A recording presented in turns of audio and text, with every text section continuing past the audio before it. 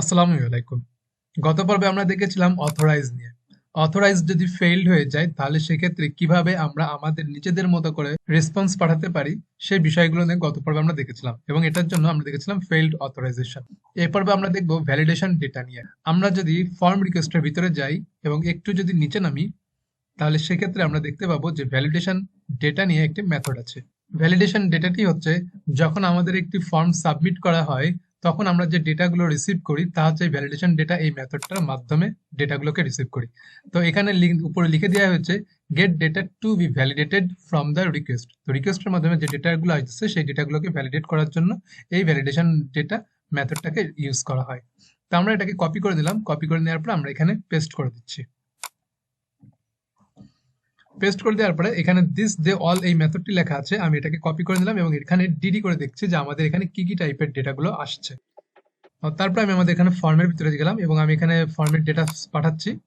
তো নাম্বার দিয়ে আমি এখানে সাবমিট বাটনে ক্লিক করলে তখন এখানে আমরা দেখতে পাচ্ছি যে একটি টোকেন আসতেছে এবং সেই সাথে এফ নাম্বার এবং এস নাম্বার, এই তিনটা ডেটা রিকোয়েস্টের মাধ্যমে আমার এখানে পাঠানো হচ্ছে।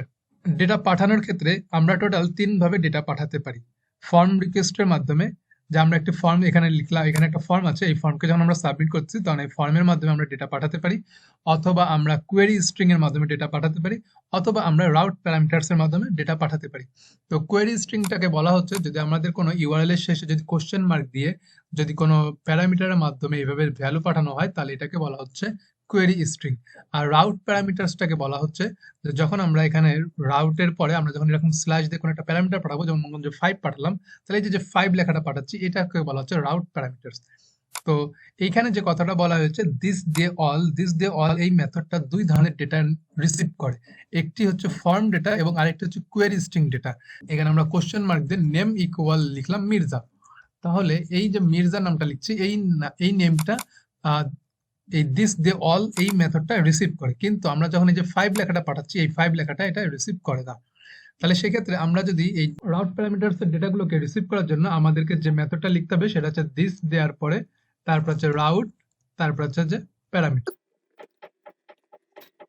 এই মেথডটা যদি আমরা লিখি তাহলে সেক্ষেত্রে আমরা রাউটের সাথে যে ডেটাটা পাঠানো হচ্ছে সেই ডেটাটাকে আমরা রিসিভ করতে পারবো। এখন চলুন দেখা যাক কিভাবে দিস দে অল এটার মাধ্যমে আমরা কিভাবে ফরম্যাট ডেটাটা কিভাবে রিসিভ করতে পারি সেটা আমরা এখানে দেখেছি।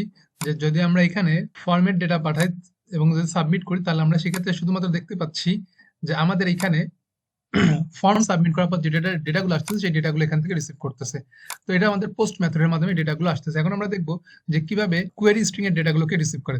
তো কোয়েরি স্ট্রিং এর ডেটাগুলো রিসিভ করার জন্য আমি এখানে একটা রাউট কথাটা লিখে নিয়েছি এবং তার নাম দিয়েছি টেস্ট, এবং টেস্ট এইটার মাধ্যমে আমি হচ্ছে যে টেস্ট একটা ফাংশন কল লিখে নিয়েছি এবং সেই ফাংশনের ভিতরে আমি হচ্ছে যে টেস্ট স্টোর রিকোয়েস্ট, মানে এতক্ষণ ধরে যে ফাইলটা নিয়ে আমরা কাজ করতেছিলাম যে টেস্ট স্টোর রিকোয়েস্ট, এই ফাইলটাকে ইউজার কন্ট্রোলারের ভিতর টেস্ট মেথডের ভিতরে পাঠানো হচ্ছে।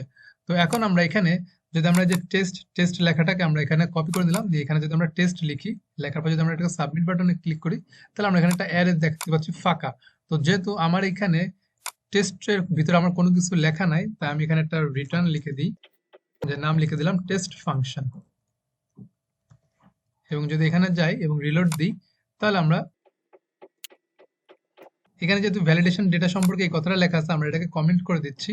কমেন্ট করে দেওয়ার পর এবার যদি আমরা রিলোড দিই তাহলে আমরা সেক্ষেত্রে দেখতে পাচ্ছি যে টেস্ট ফাংশন এই কথাটা লেখা আসছে। তাহলে এখন আমরা এখানে যদি আমরা এখানে কোশ্চেন মার্ক দিয়ে আমরা যদি লিখি নেম ইকুয়াল দিয়ে যদি আমরা মির্জা কথাটা লিখি তাহলে আমরা এই নামটা পাচ্ছি কিনা এই জিনিসটা দেখতে চাচ্ছি, যে দিস দে অল এটার মাধ্যমে আমরা এই ডেটাটাকে পাচ্ছি কিনা। আমরা এটাকে দেখছি যে ফরম্যাট ডেটাগুলোকে রিসিভ করতে পারছি, কিন্তু আমরা এটা দেখতে পাচ্ছি কিনা সেটা দেখবো। তো আমি এখানে এটাকে কমেন্ট আউট করে দিলাম। তারপর আমি যদি এই ফর্মটাকে এখন সাবমিট করি, এই ইউআরএল যদি হিট করি তাহলে সেক্ষেত্রে দেখতে পাচ্ছি যে নেম ইকুয়াল মির্জা যে কথাটা লেখা আছে সেই মির্জার লেখাটা আমি এখানে দেখতে পাচ্ছি। এখন ধরুন আমি এইখানে আরেকটি প্যারামিটার পাঠাচ্ছি, যে স্ল্যাশ দিয়ে মনে করি এটার নাম দিলাম ইউজার আইডি। তো ইউজার আইডি দেওয়ার পর আমি এখানে টেস্টের পরে স্ল্যাশ এর পরে আমি এখানে লিখে দিলাম যে স্ল্যাশ ইউজার আইডি হচ্ছে যে 5, এবং আমি যদি এটাকে ইন্টার বাটনে ক্লিক করি তাহলে সেক্ষেত্রে আমি এই ইউজার আইডি যে 5 পাঠানো হচ্ছে সেই 5টা আমি এখানে দেখতে পাচ্ছি না। কারণ হচ্ছে এইখানে রিকোয়েস্ট ফাইলে দিস দে অল যে কথাটা লেখা আছে এই অল শুধুমাত্র দুই টাইপের ডেটা রিসিভ করে, একটি হচ্ছে যে ফরম্যাট ডেটা এবং আরেকটা হচ্ছে কোয়েরি স্ট্রিং এর ডেটা, কিন্তু রাউট প্যারামিটারস এর ডেটাগুলো এই রিসিভ করে না। তাহলে রাউট প্যারামিটারস এর ডেটাগুলো দেখার জন্য আমাদেরকে কি করতে হবে, আমরা এখানে একটা ডিডি করে নিলাম, ডিডি করে নেওয়ার পর তারপর হচ্ছে দিস রাউট এবং এখানে লিখে দিলাম প্যারামিটার। প্যারামিটারস যদি লিখি, এখন যদি আমরা এই ফর্মটাকে এবার যদি সাবমিট করি, তাহলে সেক্ষেত্রে আমরা দেখতে পাবো যে ইউজার আইডিতে 5 কথাটা দেখাচ্ছে। তাহলে এই ইউজার আইডি প্যারামিটারটা আসলে কিভাবে? ইউজার আইডি প্যারামিটার আসছে এইখানে, আমি যে ইউজার আইডি লিখেছি, এই ইউজার আইডি ভেরিয়েবলের মাধ্যমে এই ডেটাটাকে রিসিভ করছে, যে 5 এই ডেটাটা রিসিভ করছে। তো এখানে শুধুমাত্র রাউট প্যারামিটারস এর ডেটা দেখাচ্ছে, কিন্তু কোয়েরি স্ট্রিং এর মাধ্যমে যে ডেটা পাঠিয়েছি সেই ডেটাটাকে দেখাচ্ছে না। তাহলে এই দুইটা ডেটা একসাথে দেখতে গেলে আমাদের কি করতে হবে? মার্জ করতে হবে। তাহলে এখানে মার্জ করার জন্য আমাদেরকে এখানে লিখতে হবে, যেহেতু আমাদের এইটা একটা অ্যারে, দিস রাউট প্যারামিটারস এটা একটা অ্যারে, এখানে দেখুন এই যে অ্যারে কথাটা লিখে দিয়েছে।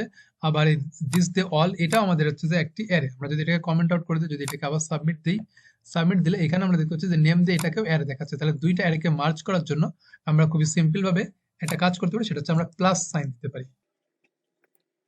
আমরা এইখানে ডিডি দিয়ে এখানে একটা প্লাস সাইন দিয়ে আমরা এই লেখাটাকে কপি করে নিয়ে আসলাম, কপি করে নিয়ে এসে এখানে পেস্ট করে দিলাম। দেওয়ার পরে এখন যদি আমরা এখানে সাবমিট করি, তাহলে আমরা এখানে দেখতে পাবো নেম লেখাটাও দেখাচ্ছে, যে নেম ইকুয়াল মির্জা, এবং ইউজার আইডি দিয়ে আমার এটা 5 লেখাটা দেখাচ্ছে। তাহলে এইভাবে আমরা আমাদের রিকোয়েস্ট ডেটাগুলো নিয়ে কাজ করতে পারি, এবং আমাদের যে ভ্যালিডেশন গুলো করা হবে, তো প্রথমে আমাদের ভ্যালিডেশন ডেটা দিয়ে এটাকে রিসিভ করা হয়, এবং তারপর এটা রুলস এর ভিতরে পাঠানো হয়, যে আমাদের ডেটাগুলো সঠিক ফরম্যাটে আসছে কিনা সেটা চেক করা হয়। তাহলে এখন যদি আমরা এটাকে রিটার্নের ভিতরে যদি আমরা লিখতে চাই, তাহলে সেটাকে আমাদেরকে এখান থেকে, এখানে যেভাবে ডিডি করছি ঠিক অনুরূপ ভাবে এখানে আমাদেরকে এভাবে লিখে দিলে আমরা হচ্ছে এই ডেটাটা নিয়ে আমরা ভ্যালিডেশন করতে পারি। তো আমাদের তখন যদি আমাদের দিস অল দে আমরা ফরম্যাট ডেটা এবং কোয়েরি স্ট্রিং এর ডেটা পাচ্ছি, এবং দিস রাউট প্যারামিটারস এর মাধ্যমে আমরা হচ্ছে যে প্যারামিটারস এ রাউট প্যারামিটারস এর ডেটাগুলোকে পাচ্ছি, এবং প্লাস সাইনের মাধ্যমে এটাকে হচ্ছে যে মার্জ করা হচ্ছে। তাহলে এইভাবে আমরা যদি সমস্ত ভ্যালিডেশন ডেটাগুলোকে এক জায়গায় করতে পারি। তো এই হচ্ছে আমাদের ভ্যালিডেশন ডেটা। তো আজকে এই পর্যন্তই। Thank you for watching this video. আল্লাহ হাফেজ।